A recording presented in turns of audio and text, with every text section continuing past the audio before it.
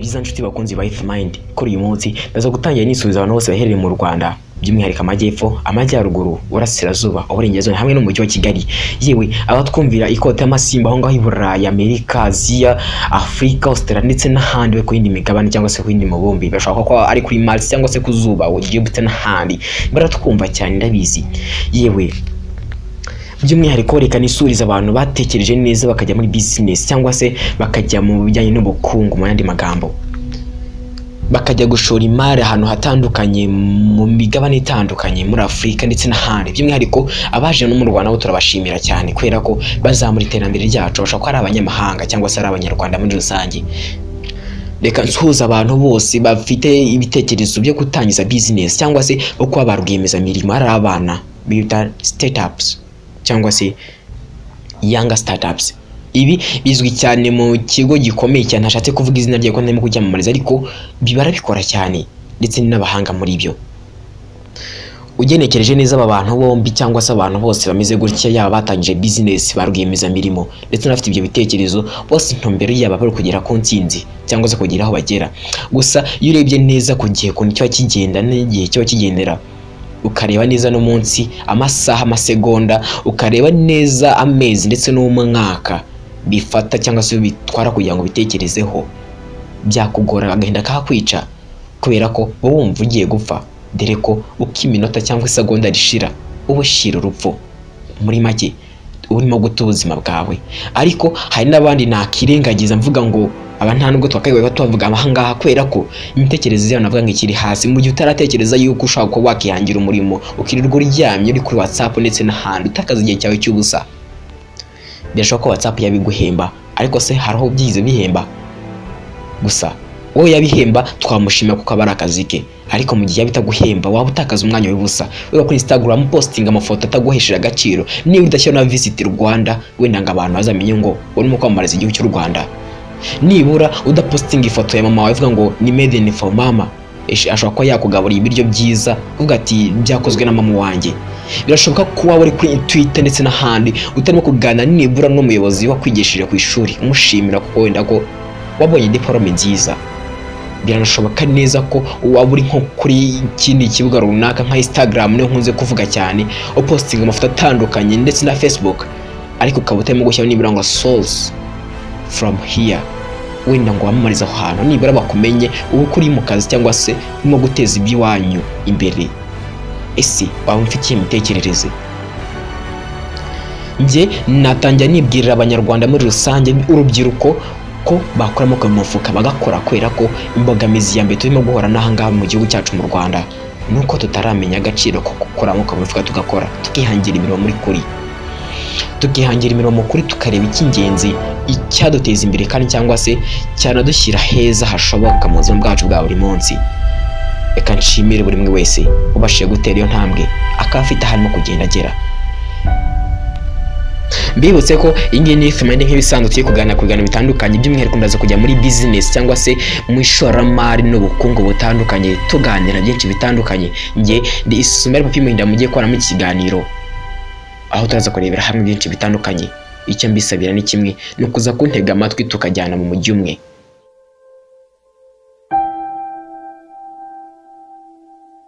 Nibura buri mwaka ko ibigo by'amashuri byiga harimo abana basohoka bavuye muri segonderi birashoboka cyane ukabona diplome cyangwa se ukayibura. Nibura buri kwezi cyangwa se uko ugenekereza ukwezi harimo ababyeyi bababyaye ushobora kureba ko no buri saha harimo ama business aba yavutse. Ese buri munota ushobora kusanga hari n'abantu bagiye bambutse igihugu cyangwa se bagiye ahandi hantu hatandukanye birashoboka cyane. Na buri segonda harimo ibya munota ushoboka wose hariba byakoze mu gihugu cyangwa se ubuzima bw'umuntu. Ariko se watekereza utisi ngo ahagacira igihe gute mu gihe utaramenya agaciro kako cyangwa se uburyo usesengura neza igihe cyawe ni gute? Umuntu ukora ubushoramari cyangwa se business mu ndi magambo we atekereza neza ko mu gihe kimwe ashobora gutekereza agatsindwa icya kabiri abagiye gukora no correcting cyangwa se gukosora amakosa yakoze. Abindi bashimira cyane kwera ko nabagabo batandukanye bagiye bivuga mu bitabo byabo bitandukanye bavuga ko mu gihe watsinzwe bwa mbere ntugacike imbaraga aho wegereza bwa kabiri kuko aba ari bwo tsinzi yawe ihagarariye. mu yandi magambo try to fail but don't fail to try. Ibi byavuzwe ahantu henshi mu bitabo bitandukanye kandi n'ubwo biracyavugwa ahenshi na no mu bitabo bitandukanye. Barakibaza se n'icyo umuntu yakora kugira ngo abashe kuba yagira icyo avugiraho mu buzima bwa buri munsi.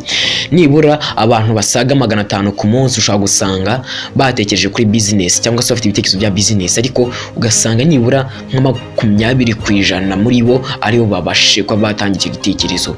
Ibi ntabwo bivuze ko aba bandi basigaye 80% baba batsinzwe, ahubwo nuko imbaraga zabo cyangwa se icyabo cyayitaragera.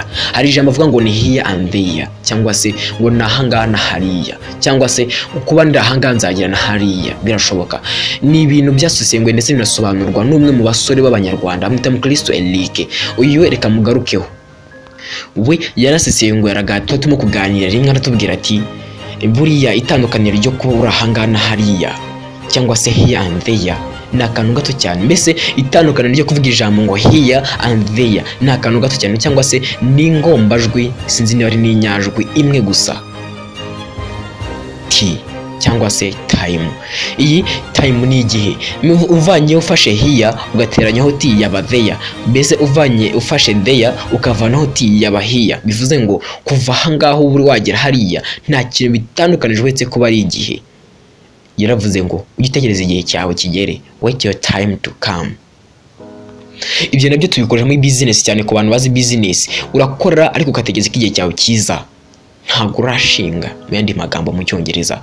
Yewe nta nubwo utegereza ko nanone ngo wicara hamwe, oya urakora ahubwo ugategereza igihe cyawe kigera.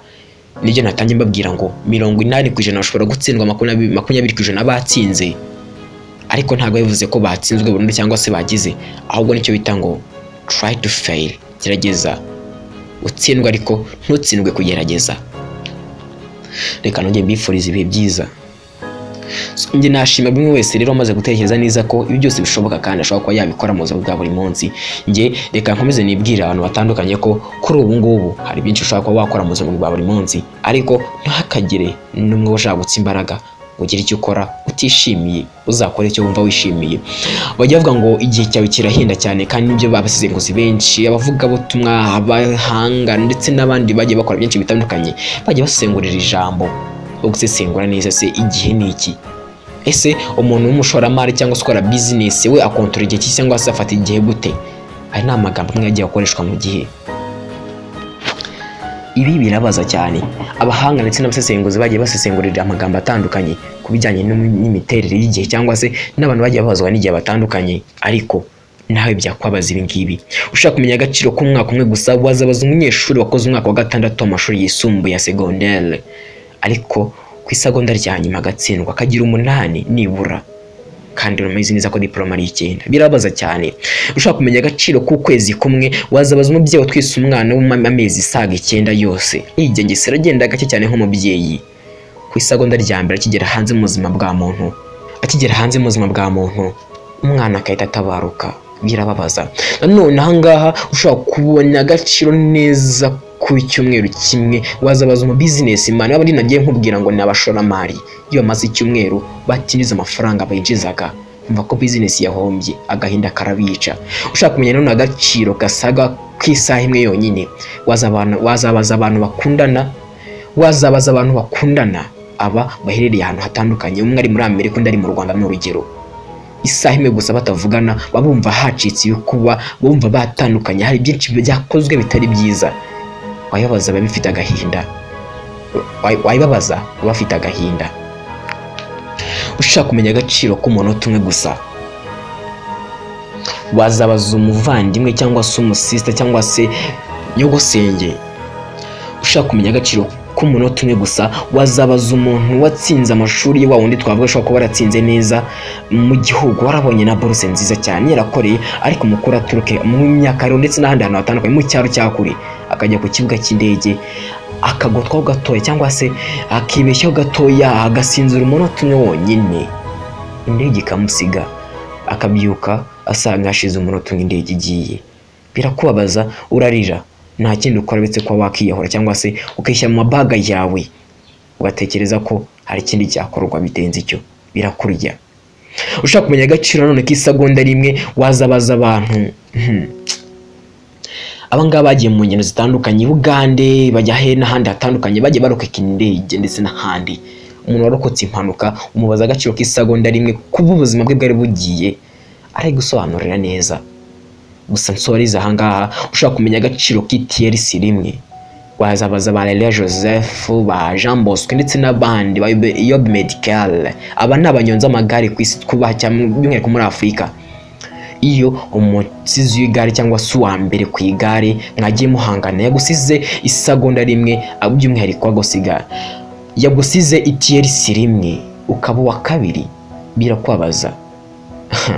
Ibi birabaza cyane. Nanone kambibwirire tukivuye aho ngaho by'umwihariko rero hari byinshi ushaka kuba wakora mu buzima bwawe bwa buri munsi ugatekereza neza ukanareba neza ahantu hambere h'ingenzi ugakoresha igihe cyawe neza. Bamwe mu bahanga bagiye basesengura bakavuga ko umuhanga w'igihe ntugitanga kukibona. Aya magambo kuyasengura byakugora. Umwe muri mwebwe ashobora guhabwa amahirwe atandukanye, Antonio Melo n'abandi ku isi bafite za Samsung, iPhone ndetse n'abandi abakire bose bari ba Steve Jobs mbese yewe ushobora kuba ari na ba Bill Gates. Ashobora kuza kuguha amahirwe akavuga ati se buri munsi ngiye nguha amahirwe yo kuguha amafaranga menshi ashoboka 86,400 ku munsi kuva saa 6 z'ijoro kugeza kuri saa 6 z'ijoro, mbese umunsi umwe ukagomba kuba wayarangije. Wakibaza ati se andi wenda nakoresha kugira ngo noke business oya ejo azongera guhe nandi nejo bundi guhe nandi nejo bundi guhe nandi. Gusa ugomba kuyakoresha uko ushoboye kose saa 6 z'ijoro zikazigera yarangiye. Wayakoresha iki? Igisubizo cya buri wese kiratandukanye, ariko ubwawe tekereza neza. Buri muntu wese ashobora kuba atekereza ati nagura indege, nagura iki n'ibiki. Aho twagiye twibaza cyangwa se aho twagiye twibabaza ibitekerezo byinshi byari kugura indege ako kanya, kugura ikibuga cy'indege, mbese ibintu bihenze cyane ku rwego rw'isi kandi uyabona buri munsi. Gusa ntuzigenga zarangirira kuko igihe n'igihe wakumva bayahagaritse. Wakoresha iki? Nge reka mbigirira inama igira ati Imana yaduhaye amahirwe cyane kuduha nibura amasaha 24 ku munsi, iduha iminota myinshi cyane ndetse n'amasegonda menshi cyane ari na saga 44 iduha n'amasegonda menshi cyane ari ya saga 46,400. Ibi buri muntu wese yabitekerezaho. Ese ni Imana yaraguha amasegonda 46,400 ayaguha ku munsi nibura ugahumeka umwuka w'Imana iba yagutije amasaha 24 yose agashira, usukuramo iki muri aya masegonda cyangwa se muri iyo minota ukoramo iki? Ni byinshi wagatekereje. Nakigwana kuri business cyane nakubwira niba ushaka gutekereza cyangwa imitekerezo yawe yagure kandi ugeze kure cyane utekereze ku cyaguteza imbere, kuko business cyangwa se ushoramari ntago busaba igishoro gikomeye, busaba ubwenge bwinshi. Ese ubwenge bwawe urabubuze? Ni cyazo buri wese yakibaza. Reka mbashimire abantu twatirwa kuganira kuri business ndetse no kunyura bwenge zitandukanye, ariko ngaruke nanone niganize kuri abandi batangije business. Ese mwebwe mwatangije business cyangwa se mufite ubushoramari bwanyu mukorera gute? Ese mukoresha iki?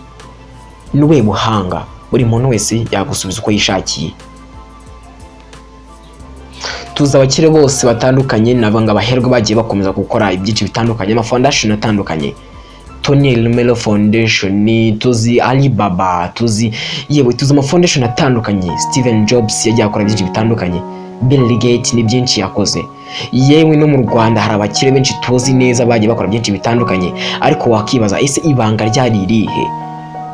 Icyo navumbuye ni kimwe nuko ibanga nta rindi bakoresheje no kubamenye gukora kandi bakorera ku gihe, bakorana n'igihe. Bo baratekereje bavuga ati ntago nakora gutya nabanje kuvana mu mufuka cyangwa se ntago nabo igihe uyeshaka ntanavanye mu mufuka. Bill Gates ku myaka ya 12 gusa yatangiye gutekereza neza ko ashobora kuzakora uruganda rwa Microsoft Word, mbese imitekerereze yamaze kugera kure. Alibaba we yagiye ku myaka hafi 35 atarajya n'iyo mitekerereze. Gusa inzozi yakunze kuzigira cyane, mbese ntabwo bigendera ku myaka cyangwa se kuba hari imyaka ifatizo ko watangiza business, kuko 12 gusa Steven Jobs yaramaze yo gutekereza neza ko hari n'igikorwa cya mbere kize hanze. Ndetse Alibaba nayo ku myaka yamaze gusa nk'igiye gukure nibwo yatangiye kubitekerezaho. Nanjye ubwanjye turimo kuvugana nubwo ntabwiye imyaka yanjye, wasanga aribwo natangiye kubikora ku myaka mfite ubu ngubu ntababwiye. nawe ubwabo aho ngaho uri hari igihe waba waratangiye kubikora ufite imyaka 100 ushobora kuba utaranayigeraho cyangwa utazanigezaho n'urugero natangaga. Ntago rero bigendera ku gihe cyangwa se ku mwaka, ntago bigendera ku isagonda cyangwa se mutegereze ko ugere ku myaka 20 y'ubukure cyangwa 18 wafashe indangamuntu cyangwa se 22 urangije university cyangwa se 18 urangije secondaire yawe. Nta nubwo bifasaba ko urangije tronc ku myaka 15 yawe, nta nubwo bisaba ko urangije masters ku myaka 25, nta nubwo bisaba ko ufite doctorate cyangwa se masters ya professionalism ku myaka 25 yawe. Bisaba ko ibitekerezo byawe wayitangiza ako kanya aho uri ni naho ho uri, nta handi. Iyo present mbese nicyo gihe cyawe. Tekereza urebe kure neza, urebe se iki cyo gukora cyangwa se ngiye cyo gukora ni ikihe mbere yuko utekereza neza ko ahantu ushobora ko wahakora byinshi bitandukanye, kubera ko ahazaza aho ntaho. Tomorrow never come, ejo ntiyasigira haza. Your time is now, igihe cyawe ni aka kanya. Ni byinshi cyane umuntu yaganira ndetse akanaganirizwa n'abahanga batandukanye mu gihe bafashaganye kuganira nabo, ariko reka njye nigira inama abantu tuba turi kumwe. Niba ushaka kugera kuri cyane, reka nkubwize ukuri, uzajyane n'ikipe cyangwa se muzagende muri benshi. Gusa nushaka kwihuta uzagenda uri wenyine. Ushaka kwihuta ubundi urirukanka cyane uri wenyine pe, ndavuga ngo burya ngo urimo kwiruka nk'uwayobye. Barirukanka baba bafite umuvuduko utandukanye cyangwa se mwinshi. Gusa ushaka kugera kure mu kuri ugendana n'abandi. Reka dufatanyirize hamwe kubaka icyo twahawe nubwo tutazi ko tugifite. Menye uwo uriwe, menye igihe cyo gukora, ndetse ntutegereze ejo hazaza kuko ahazaza hawe ni aka kanya. Tubitse ko mushaka kudukurikira muciye ku mbuga zacu nkoranyambaga nka Twitter, ushobora kwandika Kigali Monitor, ndetse na Instagram Kigali Monitor Official. Ushobora kudukurikira muciye kuri YouTube yacu Kigali Monitor TV, ndetse no kuri website yacu www.kigalimonitor.com. Iyi ni Youth Mind, nge nari Ismail Papi Winda, twabanaga mu kiganiro. Mbibutse ko tuganira ku mateka, ubukungu, technology, ubugeni ndetse n'ubukorikori butandukanye, ku mateka yose ajya aranga isi muri rusange. Tukajyana inama ndetse tukanakorana n'ibikorwa bitandukanye kugira ngo tuzamurane mu buzima bwacu bwa buri munsi. Reka mbashimire, nakagaruka kandi babwire ko akaryoshye nigahora mwita mu buriya. Reka mbabwire ngo aho utaha tuzaba turi kumwe. Hasta la vista.